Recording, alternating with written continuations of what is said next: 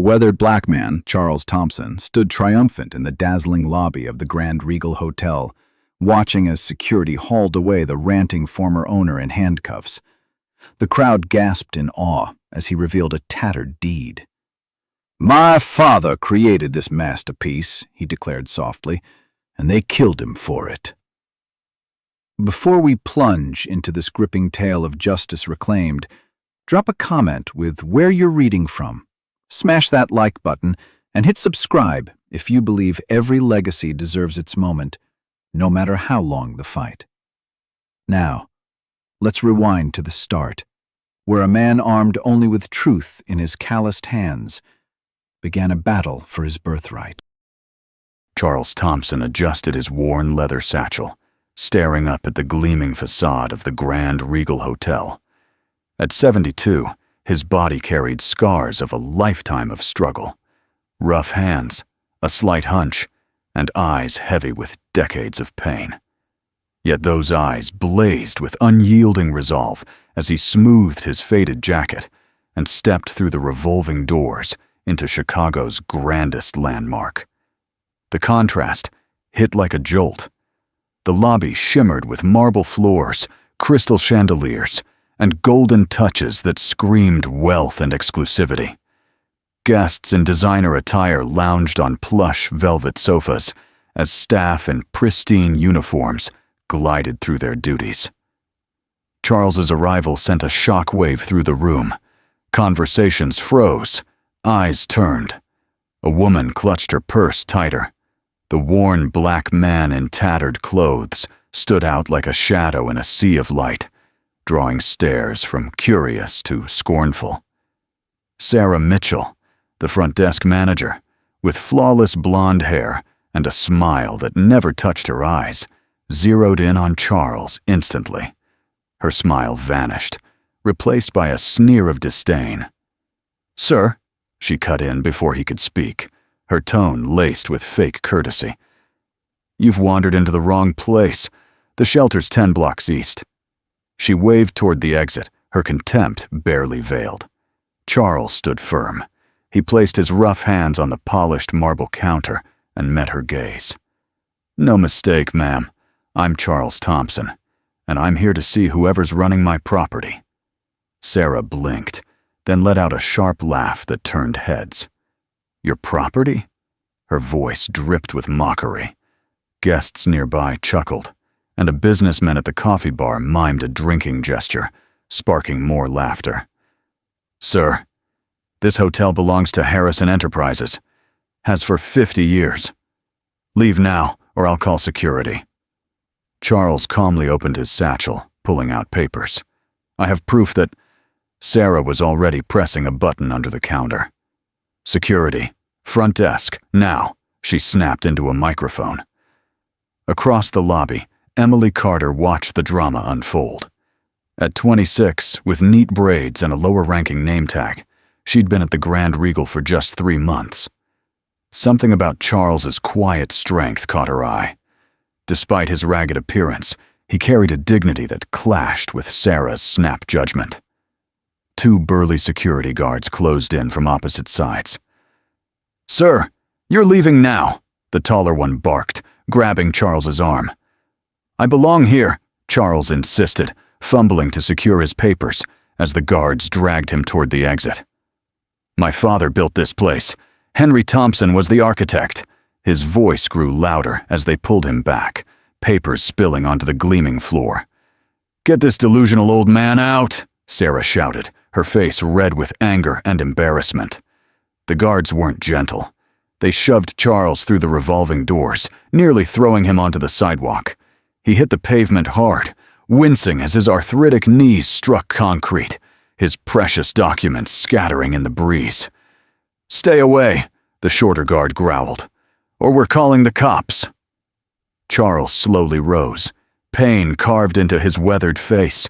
He gazed up at the towering hotel, his family's stolen legacy. 53 years they've taken, he whispered. No more.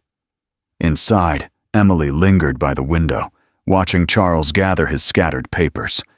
Duty called her back to her post, but something held her there. As he retrieved a faded document near a planter, she glimpsed architectural sketches and old photos. One showed the hotel under construction. Another captured a proud black man in a suit, blueprints tucked under his arm from a bygone era. That image quickened Emily's pulse. Before she could see more, Sarah's sharp voice sliced through. "Emily, back to work, and get housekeeping to disinfect the front desk." With one last look at the old man vanishing down the street, Emily returned to her station. But a gnawing sense of wrongness clung to her all day. Morning broke crisp and clear over Chicago's skyline.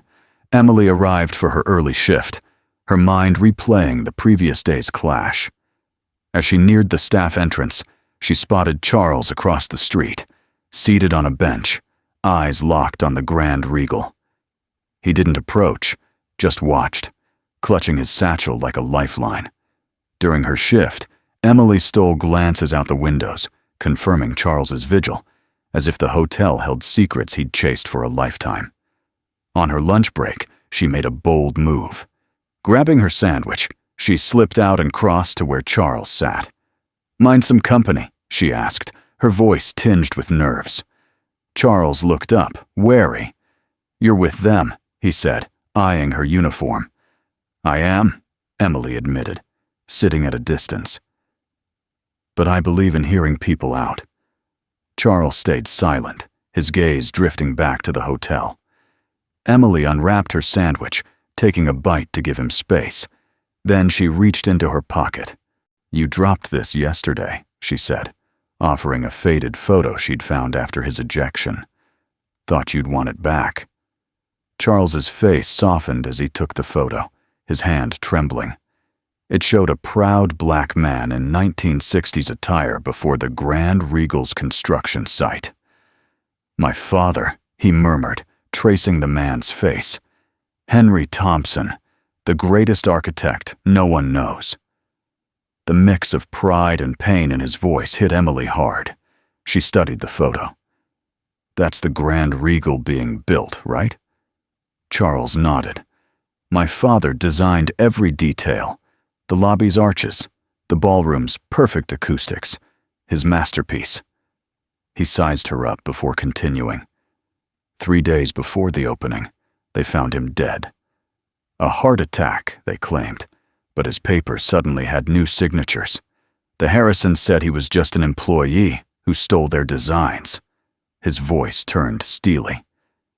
50 years of lies. "Why would they?" Emily started. Charles cut in, pulling architectural drawings from his satchel.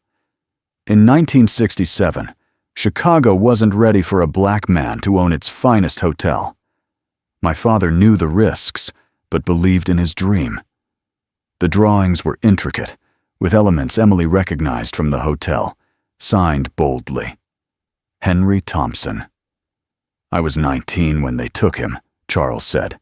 "Young, furious, I demanded justice." His face darkened. "A week later, police found drugs in my apartment. Drugs I never touched. I got 15 years. When I got out, I kept fighting. They kept finding ways to lock me up. Parole violations, more planted evidence. 38 years in and out of prison for crimes I didn't commit." Emily's sandwich sat untouched. "When were you released?" she asked softly. 8 months ago. Final release." Charles's eyes stayed on the hotel. "I've been chasing evidence ever since, sleeping in shelters, scraping by to copy records, tracking trails they nearly erased." Emily shivered despite the warm day. "Why walk into the hotel yesterday? Why not try legal routes?" Charles gave a bitter chuckle. "Legal routes? I've tried them all. Lawyers demand cash up front. Reporters hear black ex-con versus Chicago elite, and ghost me. Yesterday was my father's death anniversary. I thought standing in his creation might spark a new path." His story struck a chord with Emily, who'd faced subtle discrimination herself. "What if I helped?" she offered, surprising herself. "I can access hotel records, archives. I could dig from the inside." Charles studied her. Why risk your job for a homeless old man's story? Emily thought of the daily slights at work, her grandmother's tales of unredressed wrongs. Some things outweigh a paycheck, she said. If they did this to your father, to you, they've done it to others. Some injustices need fixing, no matter how long it takes. Charles offered his hand slowly. Emily took it. His grip was firm despite the calluses. My father would have liked you, he said simply. As Emily returned to the hotel, she wondered if she'd made a reckless choice or taken a stand that mattered. Either way, she was all in. Emily began her search cautiously, knowing one misstep could cost her job and their cause. She started with casual chats during breaks, probing longtime staff about the hotel's past. Heard the 50th anniversary will be huge, she said to Tom, a maintenance veteran of over 20 years. Is the original owner coming? Tom scoffed. He's long gone, but his son, William Harrison III, is flying in from New York. Big shot banker who sees this place as his crown jewel. This gave Emily a timeline. The gala was 3 weeks away, with William Harrison attending. One evening, when her supervisor left early, Emily used a master key to enter the archives near the administrative offices. Under flickering fluorescent lights, she scanned labeled boxes, finding one marked Opening Ceremony 1970. She opened it carefully. Press clippings painted a clear story. James Harrison Sr. designed and funded the Grand Regal as a gift to Chicago. Photos showed a younger Harrison cutting a ribbon with the mayor. But one image caught Emily's eye. A black man in a suit, blurred and cropped at the edge, unlike the sharp focus on others. She pocketed the photo to show Charles. Meanwhile, Charles faced his own hurdles. At the county records office, dressed in his best clothes, he requested 1960s property deeds. Those are archived, a white clerk said, eyes on her screen. Fill out this form and return in 2 weeks. Charles completed the form meticulously. Any way to speed this up? It's urgent. The clerk glanced up, sizing him up dismissively. Everyone's request is urgent, sir. 2 weeks. As Charles left, he saw a white businessman ushered straight to the archives. No form needed. Some things never changed. The next day, Emily met Charles at a coffee shop 3 blocks from the hotel. She showed him the photo. They tampered with this, Charles said instantly. That's my father, but they blurred his face. He produced another photo from his satchel, showing Henry Thompson beside James Harrison Sr. They were partners at first, Charles explained. My father designed, Harrison funded. But as the hotel neared completion, Harrison wanted it all. That afternoon, Charles introduced Emily to Daniel Brooks, a former cellmate turned community activist running a nonprofit for ex-inmates. His office was small but tidy, with inspiring posters on the walls. Charles's story isn't rare, Daniel said after hearing their plan.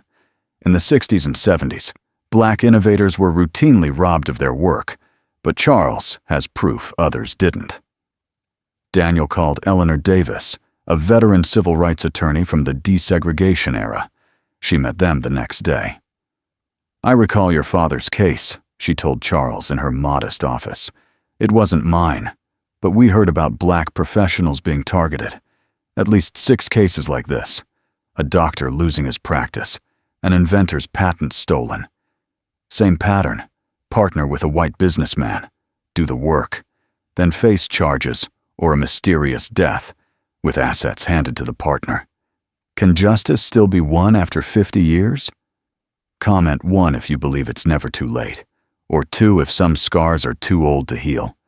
Hit like if Charles's fight inspires you, and subscribe for more tales of ordinary heroes in epic battles. What evidence would you seek in Emily's shoes? As Charles and Emily gathered proof, the hotel stirred with unexpected developments. William Harrison III arrived a week early for gala preparations. Tall, silver-haired, in a suit worth more than Emily's monthly pay, he swept through the lobby like a king. Emily was at the reception desk, catching his disapproving glance at her braids before he flashed a dazzling smile at Sarah. "Mr. Harrison, we expected you next week," Sarah fawned, rushing to shake his hand. "I came early to ensure our celebration is flawless," William said smoothly. 50 years is a proud milestone for my family's legacy." Later, Emily overheard William and Sarah in a tense exchange as she left the archives. "Someone accessed founding documents last night," William said, voice tight. "Security logs show it was after hours." Sarah's face hardened. "I'll handle it immediately. We can't let anyone disrupt the gala or challenge the family story." "Do it," William snapped. "My father poured his soul into this place. We won't let his legacy be tarnished." Emily slipped away, heart racing. They knew someone was digging. She had to be more careful. The next day, Charles visited his father's grave in Oakwood Cemetery's neglected black section, a stark contrast to the grand mausoleums elsewhere. "I'm close, Dad," he whispered, placing a flower on the simple stone. "I won't let them erase you." Unseen, a man in a parked car snapped photos of Charles with a telephoto lens, then made a call. "Mr. Harrison, he's at Oakwood Cemetery, just as you predicted." That evening, William Harrison reviewed the photos in his penthouse suite. "So, Henry Thompson's son is still stirring trouble," he muttered, grabbing his phone. "Dad thought we'd buried this decades ago. Time to keep it buried." Emily found a schedule change in her mailbox the next morning. Effective immediately, reassigned to housekeeping, 12th floor. No explanation. She knew why. Her archive visits had been noticed. Housekeeping meant no access to sensitive areas. Sarah's smile was icy when Emily approached. "Issue with your new role?" she asked, cutting Emily off. "The hotel needs flexible staff, or would you rather quit?" The threat was clear. Emily kept her face neutral. Just confirming the start time. She couldn't abandon Charles now. Meanwhile, Charles met with a Chicago Defender journalist, Michael Evans, who seemed eager about the architectural evidence. But at the meeting spot, Michael didn't show. After an hour, Charles called the paper. "Mr. Evans is no longer with us," a shaky-voiced receptionist said. "They took the file I started on your case. Notes, evidence copies, everything." Their investigation was being dismantled. Charles's shelter cited budget cuts, evicting him. Daniel's nonprofit faced strange credit card charges, threatening its stability. That night, William Harrison hosted a lavish pre-gala cocktail party for Chicago's elite. The ballroom gleamed with crystal and silver, waitstaff weaving through with champagne. Emily, now in a server's uniform, moved invisibly among the powerful tray in hand. William clinked his glass, his tailored tuxedo accentuating his commanding presence at 60. "Friends, thank you for celebrating 50 years of excellence," he boomed. "The Grand Regal embodies my family's vision for Chicago. My father, James Harrison Sr., crafted this masterpiece from the ground up, pouring his genius into every detail." Emily discreetly recorded on her phone. "When my father sketched the Grand Regal on a napkin in 1967, skeptics called it too bold," William went on. "But he overcame every hurdle to shape Chicago's skyline forever. This gala honors a man whose vision defined a city." The crowd cheered. Emily pocketed her phone, capturing the lie. After his shift, Charles returned to his rented room, finding it ransacked, drawers dumped, mattress slashed. But his key documents were safe, hidden under a floorboard at Daniel's office, anticipating such a move. The next day, Daniel introduced Charles and Emily to George Wilson, an 84-year-old retired contractor from Chicago's 1960s construction boom. In Daniel's office, George, slow with a walker, but sharp-minded, spoke. "I knew Henry Thompson," he said. "A brilliant man. Too brilliant for his time." Cancer had shifted George's perspective. "What's left to lose?" he said with a wry smile. "I worked on Henry's projects. The Grand Regal was his crown jewel, but he hid his role. He partnered with Harrison to secure funding, a black architect's only path then. George's voice lowered. 2 weeks before Henry's death, I overheard Harrison and Commissioner Daniels plotting to handle the Thompson issue and secure the property. Daniels said accidents were common in construction. I warned Henry, but he wouldn't abandon his work. A chill hit Emily. Do you think they killed him? George looked away. Henry was healthy Monday, dead by Thursday of a heart attack. Daniels' son got a Yale scholarship the next year, funded by the Harrison Foundation. The pressure mounted. Emily's locker was searched, her notebook gone, replaced by a note. Mind your business if you want your job. Charles faced police harassment near the hotel, accused of loitering at a bus stop. Move, or you're coming with us, an officer warned.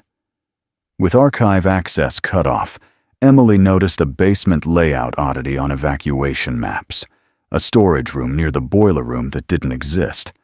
She asked Luis, a 30-year veteran maintenance worker. That area was sealed in the 90s, he said.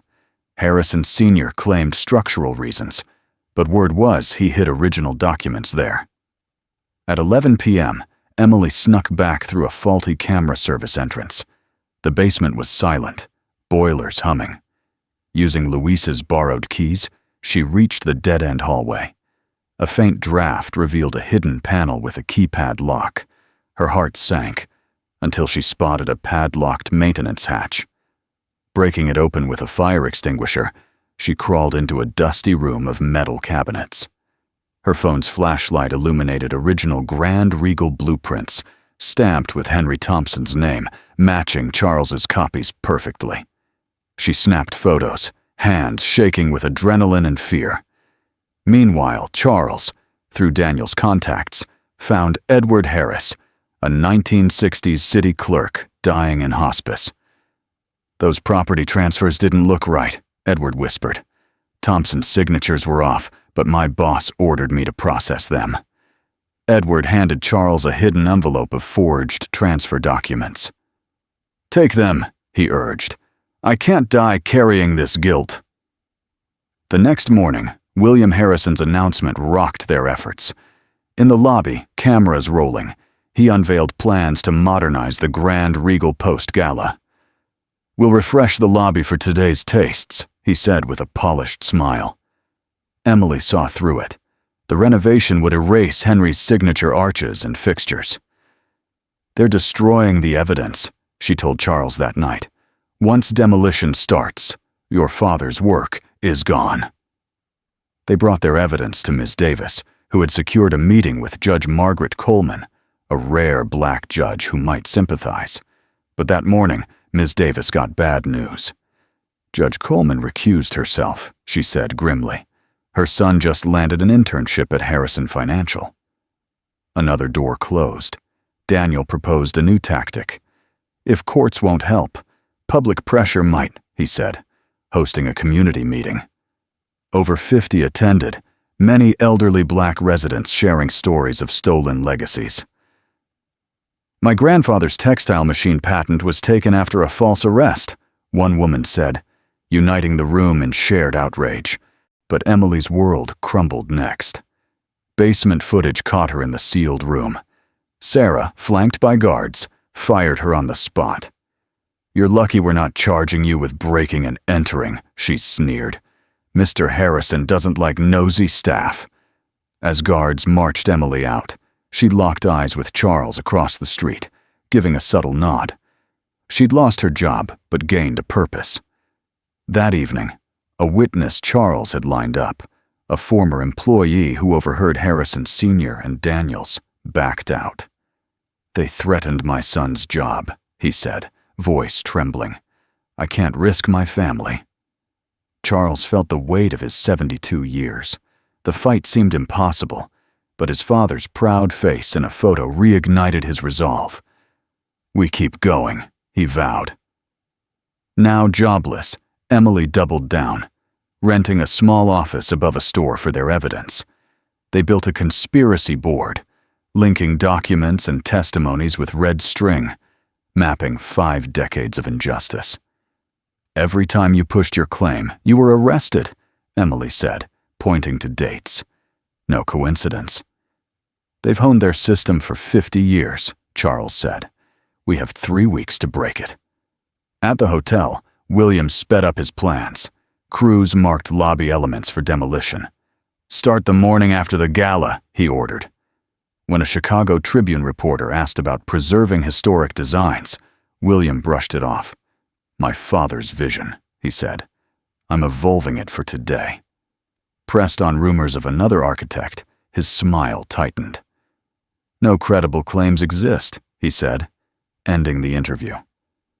Pressure on Charles and Emily grew. Emily faced eviction despite paid rent, her complex newly owned by a Harrison subsidiary.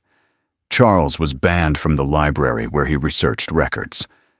But a breakthrough came when Daniel found Margaret Lewis, Henry's 90-year-old former secretary, in a nursing home. "I knew this day would come," Margaret said, her memory sharp. Henry was ready for a fight. She revealed Henry's hidden journals, locked away for 50 years. "He gave them to me 3 days before he died," she said, handing over a leather-bound book. The journals chronicled Harrison's escalating threats. One entry read, "Harrison dropped the act today, demanding I sign over ownership or face consequences. He hinted at building inspection issues." The final entry, dated the day before Henry's death, stunned them. "Hid a time capsule in the cornerstone at lunch. Contains deeds, photos, my recorded testimony. Northwest corner, behind the plaque. If Harrison acts, Charles may need this. God protect my son." Charles's hands shook. "He knew," he whispered. "He preserved the truth." Emily pinpointed the cornerstone's location. "It's set for demolition," she said. "We need that capsule now." Ever uncovered a family secret that reshaped your world? Comment 1 if you've dug up hidden history. 2 if your past is still a mystery. Like if you stand for preserving truth, and subscribe for more stories of justice won against all odds. What would you do if your legacy was stolen? William Harrison's influence blocked every move. An engineer Emily approached cited a new Harrison contract, refusing to help. At a gala press conference, William touted his family's legacy. When a reporter mentioned Henry Thompson, he dismissed it. "My father documented everything. Thompson was a fired draftsman with delusions, a sad case his family continues." The lie aired citywide. Charles watched, stone-faced. "Calling Dad a thief," he said to Emily. Same lie for 50 years. The night before the gala, Charles and Emily planned to retrieve the capsule. Daniel staged a wage protest to distract security. In construction gear, they slipped through a service door, thanks to Luis. The lobby, decked for the gala, hid the northwest cornerstone behind a construction wall. "The plaque's there," Charles whispered, flashlight in hand. It read, "Grand Regal Hotel, designed by James Harrison Sr., opened April 15th, 1970. Charles tensed, reading the lie that erased his father. "Cornerstone's behind it," he said, voice thick. With tools, they pried off the plaque, exposing the sealed cornerstone. "We're short on time," Emily warned, watching for guards. After 20 minutes, Charles pulled out a copper box. "He did it," he breathed. "Dad left us the truth." They replaced the plaque and fled as a guard's flashlight swept near. "Who's there?" he shouted. A crash, Daniel's distraction, gave them seconds to escape. In their office, Charles opened the capsule. Inside, deeds naming Henry owner, photos of him at work, and a reel-to-reel tape labeled Henry Thompson, April 10th, 1970. Daniel's music collector friend played it. Henry's voice rang out. "I'm Henry Thompson, rightful owner of the Grand Regal. I fear for my life. Harrison's threats are clear. He wants my ownership. He's plotting with Commissioner Daniels to resolve me. This tape and documents prove my claim. I pray justice finds my son, Charles." Charles sat speechless. His father's voice, after 53 years, spoke truth. Ms. Davis reviewed the evidence, electrified. "This proves fraud and maybe murder," she said, filing an injunction to stop renovations and a claim for property theft. A Chicago Daily Defender article hinted at Henry's story, a spark of truth. William countered with a smear, releasing doctored records and Charles's criminal history. "A delusional ex-con seeks to ruin our legacy," his statement read. "We pity Mr. Thompson and wish him help." The gala loomed, a 50-year showdown nearing. Charles and Emily crouched behind a shed, eyeing doubled security. "5-minute window," Emily whispered. In vests and hard hats, they entered via Luis's unlocked door, navigating to the lobby's construction zone. They pried off the plaque, chipped at the cornerstone, and extracted the capsule just as a guard's light hit. Daniel's crash saved them. Back at base, Henry's tape and documents confirmed everything.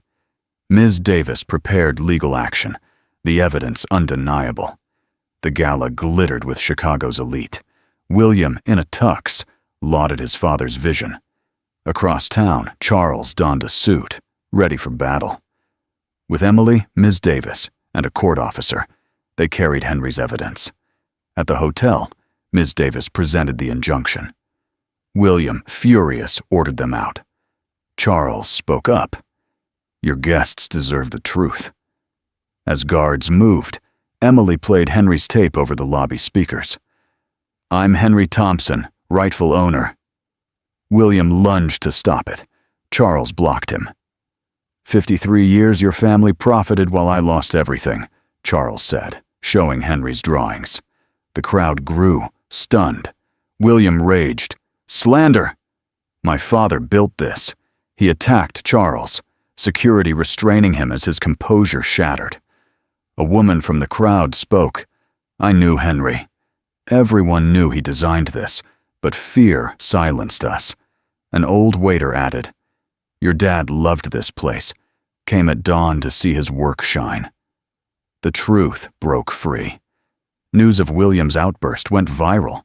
Witnesses, workers, secretaries, officials confirmed Henry's role. Harrison Sr.'s journals, seized by warrant, admitted the theft and hinted at murder. William faced charges: assault, tampering, conspiracy. 3 weeks later, the court restored the Grand Regal to Charles provisionally, citing overwhelming evidence. He walked the lobby, feeling Henry's presence. It was renamed Thompson's Crown, with a display of Henry's blueprints and a new portrait. Charles offered Emily the manager role. "You risked it all," he said. She accepted, envisioning a future honoring Henry. They founded the Henry Thompson Foundation to aid others with stolen legacies. A memorial service drew hundreds, city leaders apologizing for past wrongs. A community celebration opened Thompson's Crown to all, fulfilling Henry's vision of inclusive beauty. The cornerstone's new plaque read, "Thompson's Crown, designed by Henry Thompson, reclaimed 2025. The capsule, displayed nearby, held the truth that won. As light danced through Henry's windows, Charles felt peace. His father's prayer, that his son would stand as the rightful heir, was answered. What legacy will you fight for? Comment your thoughts on this epic justice tale. Like, subscribe, and share to honor erased histories. Thank you for witnessing Charles and Henry's triumph. May it inspire you to fight for truth, no matter the odds.